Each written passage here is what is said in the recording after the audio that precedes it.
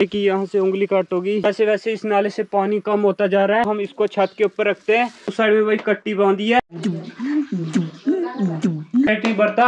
So hello everyone, अस्सलाम वालेकुम, welcome back to the channel and welcome back to the new vlog. तो कैसे हो आप लोग? आई होप आप सभी ठीक होंगे, खुश मस्त होंगे और आपका भाई भी आप लोगों की दुआओं से एकदम मस्त है। तो सबसे पहले आप लोगों से रिक्वेस्ट है, जो भी भाई चैनल पे न्यू आए तो चैनल को जरूर सब्सक्राइब करें और जो भी भाई फेसबुक से मेरी वीडियो को देख रहे हैं फेसबुक पेज को भी फॉलो करें। फिर से एक न्यू व्लॉग की शुरुआत भी होगी है। तो बाकी भाई अभी टाइम हो रहा है 8:55 हुए हैं और अभी आपका भाई व्लॉग शूट कर रहा है कि भाई आज सुबह सवेरे आपका भाई अपने खेतों के कामों में बिजी था। इस साइड में देखिए खेती साइड में, तो आपका भाई सुबह सवेरे इस खेत से गंदम की फसल की कटाई कर रहा था। ये वाला जो खेत है, ये वाला खेत भाई मेरे घर के पास है, मेरे घर से ज्यादा दूर नहीं है।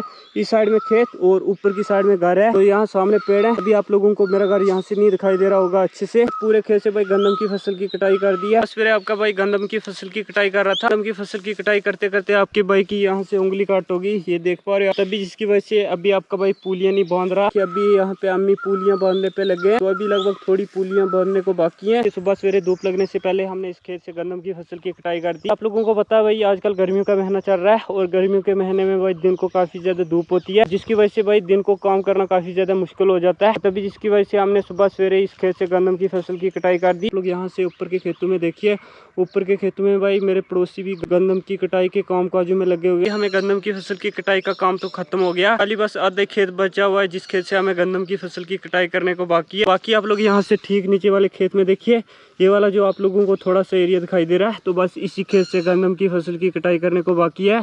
तो फिर उसके बाद गंदम की फसल की कटाई का काम भाई हमारे खेतों से खत्म हो जाएगा। तो बाकी आपका भाई अपने माल मवेशी को भी भाई खेतों पर चराने के लिए लाया। और हमारे पहाड़ी लोग हर कोई अपने घर में गाय भैंस और बकरियां तो रखते ही नहीं भाई, भैंसे और बड़े रखी हुई है। तो अभी मैं आप लोगों को बैक कैमरे से बताता हूँ। तो गाइस तो बाकी भाई आप लोग इस साइड में देखिए, इस साइड में भाई अपनी भेड़ें चर रही है और भाई ये ग्रीन ग्रास खा रही है। तो बाकी अभी आपका भाई अपने माल मवेशी को पानी पिलाने के लिए नाले के ऊपर लेके आ गया। कि आप लोग इस साइड में देखिए, इस साइड में एक छोटा सा नाला बहता है कि आप लोग देख पा रहे हैं। गर्मी होने की वजह से भाई इस नाले से पानी भी भाई बहुत ही ज्यादा कम हो गया। तो अब भाई जैसे जैसे गर्मियां बढ़ती जा रही है वैसे वैसे इस नाले से पानी कम होता जा रहा है। बाकी भाई सर्दियों के महीने में तो इस नाले से काफी अच्छा पानी बहता था कि भाई हम अपने माल मवेशी को घर से ही पानी पिलाते हैं।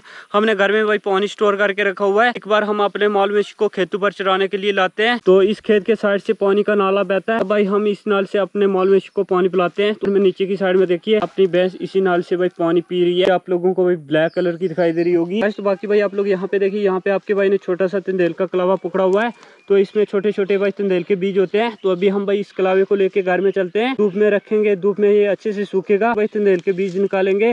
तो तब भाई हम अगले साल और भी तंदेल के बीज लगाएंगे। ये भी आपका भाई तंदेल का कलावा लेके पहुंच चुका है अपने घर में। तो चलिए भाई अब हम इसको छत के ऊपर रखते हैं। तो बाकी भाई तंदेल के कलावे के साथ हम अपनी भैंसे भी खेत से लेके चले आए थे घर में। चलिए भाई अब हम जल्द जल्द से चलते हैं और अपनी बांडी में अपनी भैंसों को बांधते हैं। साइड में देखिए, इस साइड में मेरा घर है और मेरे घर के साथ ही इस साइड में भाई मिट्टी की कच्ची बांडी है। मिट्टी की कच्ची बांडी हो या फिर कच्चा घर हो, तो भाई ये गर्मियों के महीने में भाई काफी ज्यादा ठंडे होते हैं और सर्दियों के महीने में भाई ये काफी ज्यादा गर्म होती हैं। कच्ची बांडी हो या फिर कच्चा मकान हो, तो देख पा रहे हो इस बांडी के छत के ऊपर भाई लकड़ियां डाली गई हैं, फिर उसके ऊपर भाई मिट्टी डाली गई है। तो कुछ इस तरह के होते हैं भाई कच्ची बांडी और कच्चे मकान। अभी मैंने भैंस भी बांधी है, इस साइड में भैंस बांधी है और उस साइड में भाई कट्टी बांधी है। अभी बाहर काफी तेजी वाली धूप हो रही है, तो तभी जिसकी वजह से हमने अपने माल मवेशी को भाई बांडी के अंदर बांधा है, ये देख पा रहे। तो बाकी भाई अभी मेरे घर में मेरे गाँव से एक पड़ोसी आ चुका है लस्सी लेने के लिए।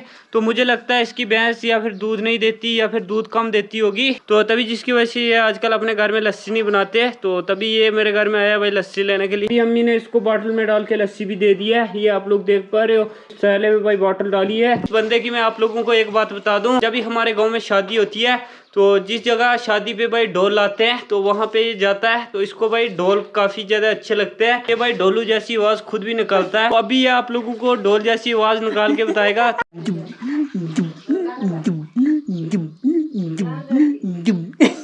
ये लस्सी लेने के बाद वापसी जा रहा है अपनी घर की तरफ। ठीक है, अल्लाह हाफिज।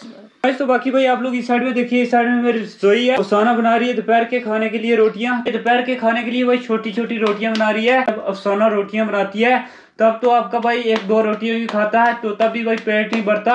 और जब भाई अम्मी रोटियां बनाते हैं तो अम्मी की एक ही रोटी खा के आपके भाई का भाई पेट भर जाता है। तो बाकी भाई हमारे पहाड़ी इलाकों पे तीनों टाइम पे तीनों खाने अलग अलग बनाए जाते हैं। बाकी भाई सुबह मॉर्निंग के टाइम पे नमकीन चाय और फुलके बनाए जाते हैं। फिर दोपहर को मक्की की रोटी, लस्सी और चटनी और सब्जी वगैरह वही चल जाती है।